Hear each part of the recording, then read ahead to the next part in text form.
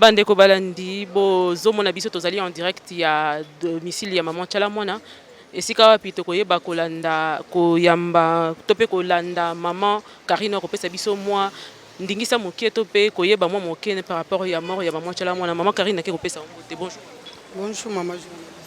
Maman ozali moko ya proche ya maman Tchala Mwana. Oui, naza proche collaboratrice na vraiment. Oyo ava osala nyonso fo le canon na ngai. Maman Karine, tomoni yo awozolela bien sûr, mais sangouane kiteli biso na mpoisa parce que tebi que maman Bella qui mayoka bien. Qu'est-ce qui s'est passé? Oya Bella ki liboso ayoka ki pe bien. Mais ezaka ba grippe nde oyo eucho ya dernièrement mon pepo yo nde ezui maman. Ezui maman balobi ka uta ko tourner clip en plein clip ko tournage ba clip nde sangwaliwe monani et pesami. Et ça mi colonie ni na heure ni précisément parce que tozo ba pe heure te to surtout ka na tongo to kuti déjà ka kufaki. Et ça mi ba heure ni. Premièrement maman en plein studio. Bo ucho mona ucho bimisa clip ya ngambo. Aucho yembela président Sassou. Eza lisusu na bato bayaki lisusu komona epo ayemba lisusu. Aza en plein studio ti azawana. C'est ça. Donc toko loba ke maman zaki né en bonne santé, azaki né maladie comme nécessairement pas. Qui est bien important, tata bino pe bozai ko s'attendre na ngote. To s'attendaki na ngote maman pa pesa ki image moko te ki akufa. Ata ba signe de vie moko te maman se présenta ki akufa ta auto sala grippe oyo.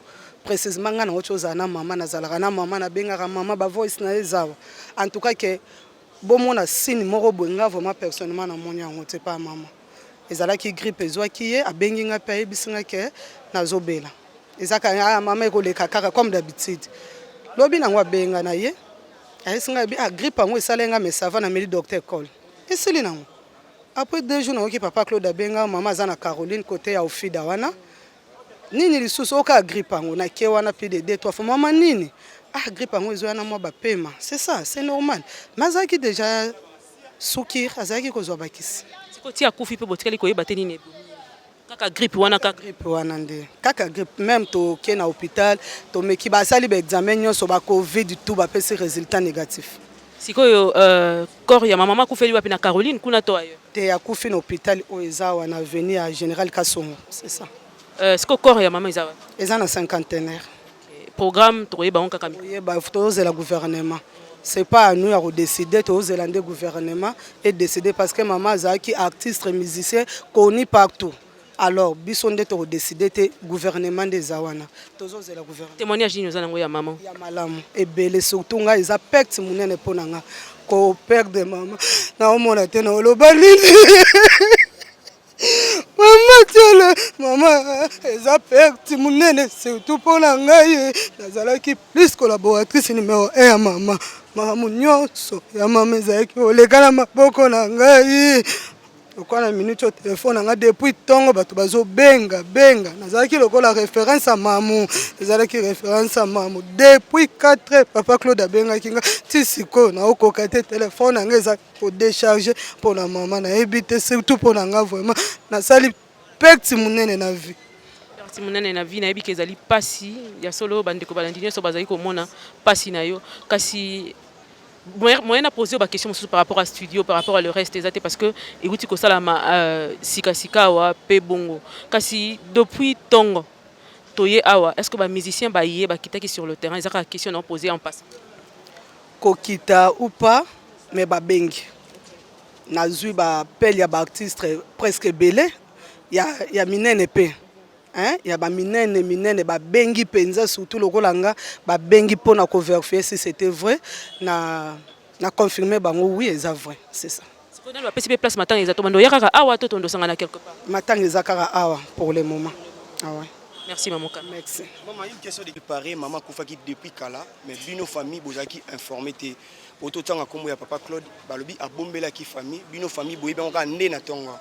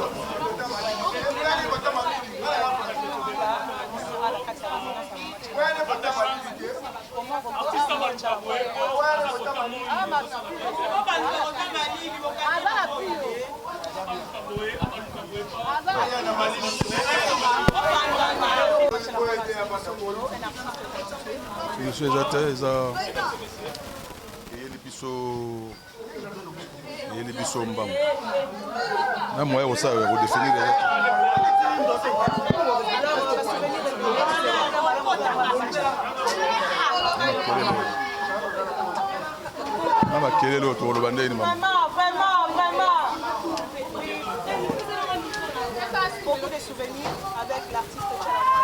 Oui, Mama Tchala Mwana, renommée internationale. Mama Tchala Mwana, je pense que tout seul là avant-hier ou mardi, je pense. Avec un regret pour la métallie Seni, Baye Minzembo Bachete, Manda Magamesa Mbwende Ngaibo, la première partie, deuxième partie. Mais au moins, tous on a icône à Makasi, on a conduit Tili, l'autre, ça deuxième mois, le lot pour Papa Verkis.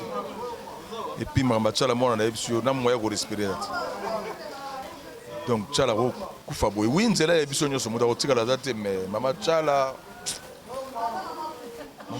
ye mo razo le la kuda bi manda boni to sa ndens ko Verkis a ko ça 1 mois et demi to sa ndens ko lelo Verkis a ko ça 2 mois nanu bakene cimetière te Mama Tchala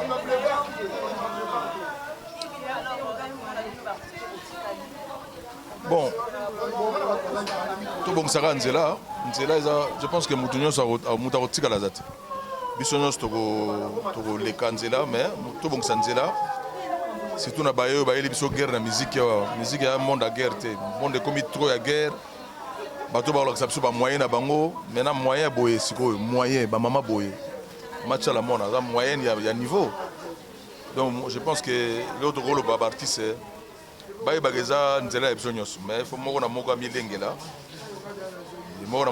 émotion eza tellement makasi awa naza boye donc naleki na baroulage na banzela nazokompagne te nazoleka bango ndenge eza nzela ya biso bato nyonso nzambe azwa ye na kimia libota na ye ou famille na ye awa toza na siège social esika tozalaka na ye tokutaka na ye avec beaucoup d'émotion vraiment bo encadre likambo bien parce que toza na deux icônes ekomi kiamango na mateta tozokokisa 2 mois Mama Tchala mwana sa ndeni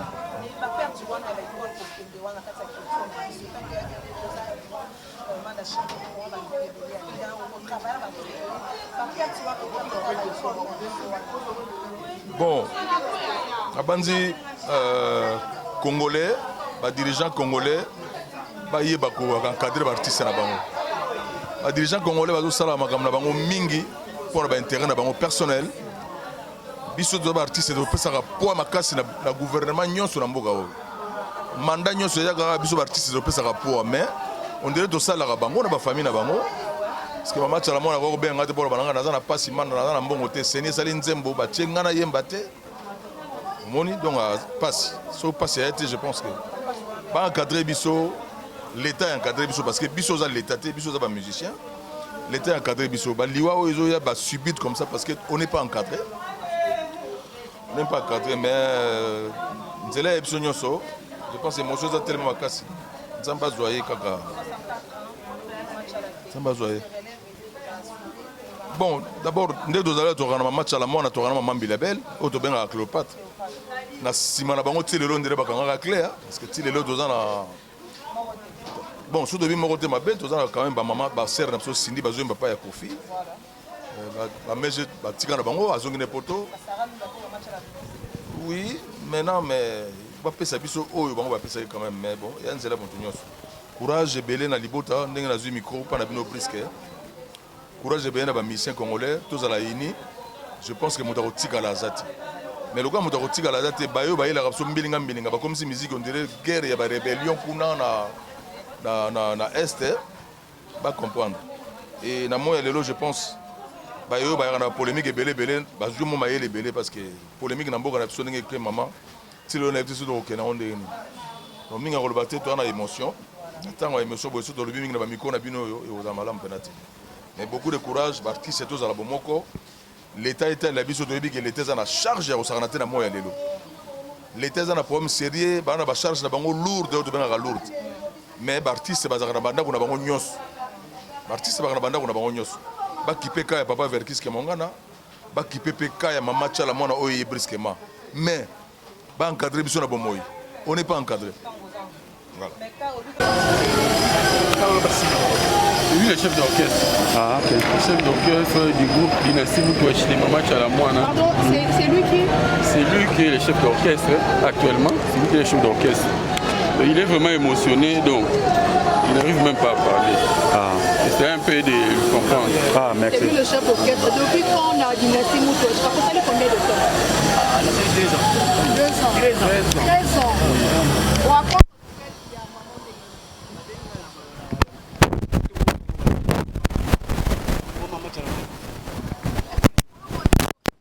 Non, nous avons répété le suite parce que il y a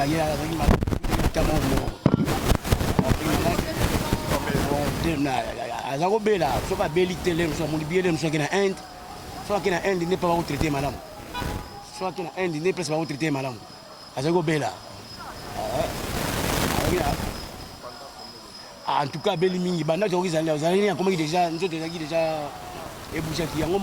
c'est pour cela que nous avons répété. Nous avons répété pour nous. Maman Koufina, évitez de baber à l'hôpital à Maman Olive. L'hôpital à Maman Olive. Azaki interné à l'hôpital au Caroline à Gombe. À Sali 4 jours, on a transféré à l'hôpital à Maman Olive à Gombe. Il y a Gombe, hôpital à Maman Olive. On a Koufiwana, ça les choses 4 jours, on a un cinquantenaire. Les gens qui m'ont grippe et dérangé qui est trop. Azaï Gobela, malade. Maman, comment maladie, les amis, malade Gobela. Mais Mimi, a le bic à son résultat, soit qu'il y a un traitement malade. On a une santé malade. C'est pour cela que nous avons répété, la santé n'a comme un malade. Bon, on a répété, on a répétition. 13 ans.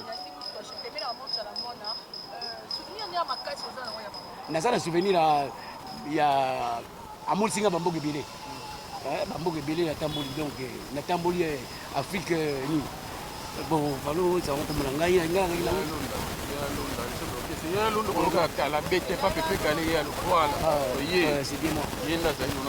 Comme chef d'orchestre. Donc, Tamboli Bamboke Bilé quand on a solo. Tamboli Bamboke Bilé, souvenir et Bela Singaï. Et puis les souvenirs de ma casse, nous avons eu maman. Tant on a fait moi, ma geste, maman Salingaï, vraiment, il tient un gaï et les mots. Donc, le gros zang à maman est pour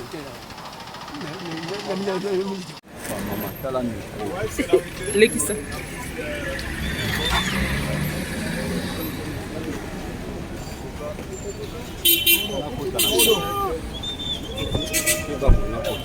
Comprenez?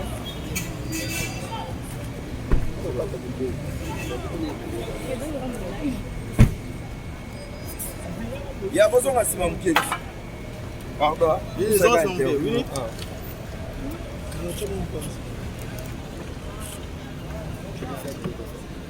Ouais, mesdames et messieurs, merci de continuer. Je crois que l'artiste est très voice, très en forme. Avant qu'à côté à tes yeux, salut artiste. Bonjour. C'est présenté quand même Bandero Msuso Baebi Otebae Bayo. Red Voice Black Joker. Alors, Toyoki Sangoyama Makasi, qui est vraiment icône nationale na biso. Mais Rosali que Bana Bassi Namboka Oyo ça la musique à un niveau très élevé, à un niveau international, on match à la musique biso. On a trouvé quand même pour remarquer présence dans Oya Mawa. Kabula Ngombe na famille na donc voilà vraiment Sangoya Liwa ya Mama Tchalamouana ezola gondengani. Nalamuka na tongo na moni mbala moko sur les réseaux rest in peace. Dans mon avis, on était bas jeu. Et puis, on a vraiment que ça a été confirmé que maman Kindeki. On a vraiment aussitôt cœur de aucune nouvelle, une photo de rapidement on a parlé à mère pour présenter vraiment ma condoléance. Motivation à la présence, c'est arrête pour ces années parce que l'artiste est mingi, bah été motivation d'abord. La présence là. Maman Nabiso, c'est notre maman. C'est notre maman. Et surtout en tant que musicien aussi, c'est une musicienne, une grande artiste de notre pays. Alors je trouve ça naturel que Sokelo Koyalika me koleli un d'entre nous, surtout que on va mère Nabiso Penza. Donc il y a un roi mère qui c'était naturel que Naya pour la représenter ma communauté. Les paroles savant les écrits restent. Est-ce que tu peux avoir des souvenirs à chanson na yemoko ou marqué jeunesse na? Oui, bon, on connaît nous tous la chanson Malou, la chanson qui nous a vraiment marqué, qui nous a retourné le cerveau. Mais je pense que là, on n'est pas vraiment venu pour les chansons. On est vraiment d'abord venu pour se recueillir, pour nous présenter ma condoléance, pour nous repartager cette douleur. Et il y a moins vraiment. Cette occasion, il y a beaucoup de maman avant Akufa. Oui, tout le monde a déjà na maman, tout le monde a déjà une ou deux fois. En tout cas, les échanges étaient cordiaux. Et, mais bon, deux ans qui pétent pour collaborer ou bien de mettre en place quelque chose. En tout cas, Bissika qui est bien que mon étant qu'un artiste, aujourd'hui, papa n'a pas fait qu'est-ce qu'on a dans la morgue. Jusqu'aujourd'hui, le programme n'est pas samedi. Tu vois qu'on sous il y a la légende Python a comme un match à la moine. Est-ce que après Koku faut y artiste, ne te zoe valeur na bango de to na bomo na bango, c'est comme si valeur na bango zo zalaté na mo na biso. Si tu as toujours valeur à battre, mon on est vivant, bon tu biga à to koleka to komona na boye. Mais ce mutakei tu dis que to komona est nécessité et moi le mona ka ba nyoso ba bien tout parce que c'est un peu pour dire nous tous au revoir. Mais n'empêche vivant ou mort, les artistes vont être immortels. Il faut rater, les autres sont sur internet, tout le monde a des vidéos, en tout cas, merci beaucoup. Voilà, c'est par rapport à la chanson, est-ce que maman Koufiboué, bon,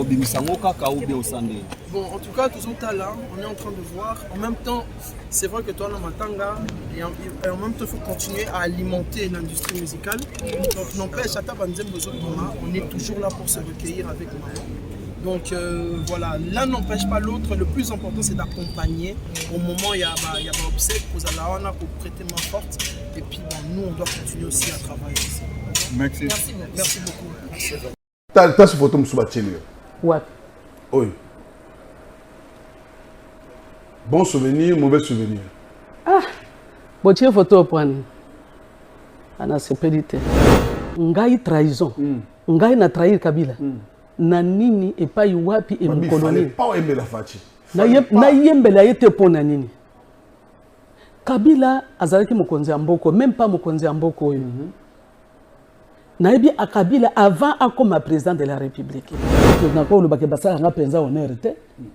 Oui, ça c'est vrai. Oui, na mboka na biso kuto okenda aéroport okota na salon salle d'honneur disons il faut futa mbongo soko ningo kota na officiel baba non bima artiste munene ya mboka ba ko benga na yo disons vraiment respect pour un artiste na mboka na biso penza la kate bima di banda ba ko yambo na motare memi yo bazo kende na yo mais vraiment quel honneur o basala ngai di banda na servir na ndenge na ngai lelo nakolo bater na boya ye parce que na moni bazoli ya misuni à gauche. Voilà.